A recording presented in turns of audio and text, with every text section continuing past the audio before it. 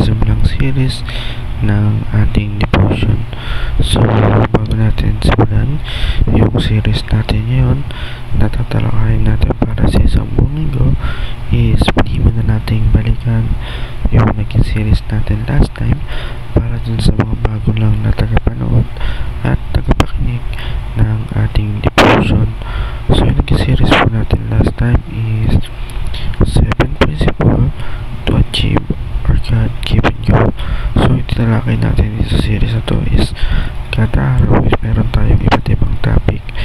Ito yung ano nga ba i-identify natin kung ano nga ba yung binigay sa ating goal, yung our God-given goal na tungkulin natin dito sa mundong ito.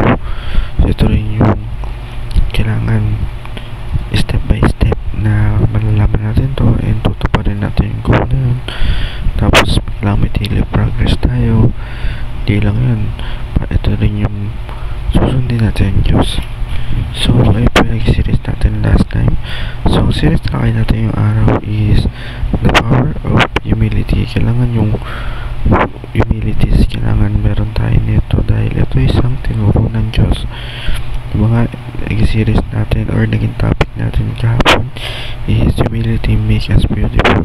So sa paningin ng Diyos is napaka-beautiful natin kung meron tayo humility.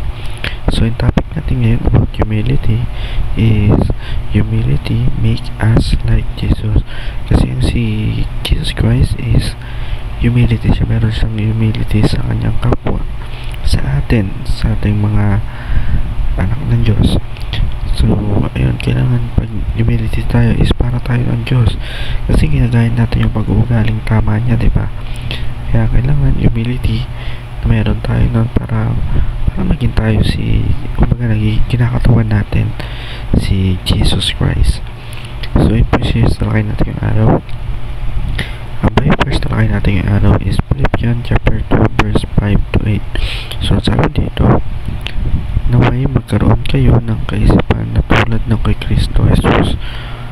Kahit taglay niya ang kalikasan ng Diyos, hindi siya ipinagpili ng manatiling kapantay ng Diyos.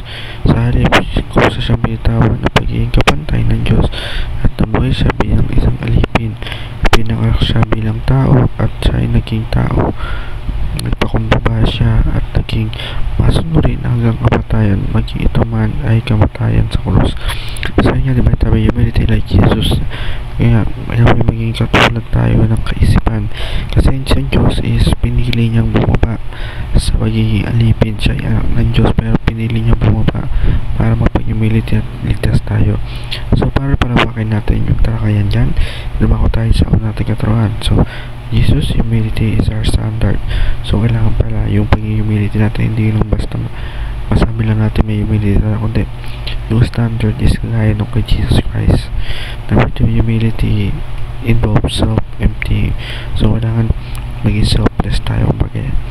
Yung pagiging humility natin is natin sa kapwa natin. Kailangan meron tayo sa kapwa gaya nung kay Jesus Christ na namatay siya. Diba nung pinangasya nung ganamatay siya is meron pa humility miski pa yung kamatayan sa krus. And sa last, this humility lead us to service. So ngayon diba, kaya nga tayo service, diba, service sa Panginoon, mga tayong tawag ngayon devotion is dahil sa humility na pinangunahan ng Diyos. So ayun lang para sa araw, so may natutunan tayo sa makinig, panood. God bless to all.